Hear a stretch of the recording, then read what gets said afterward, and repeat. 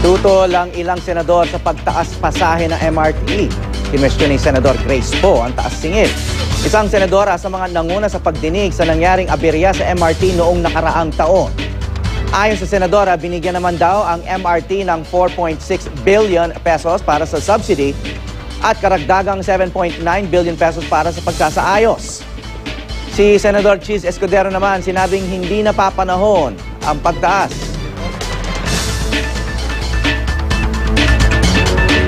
Unwarranted at hindi napapanon dahil hindi naman gumaganda yung serbisyo. Ba't ngayon ko ba magtataas ng singil?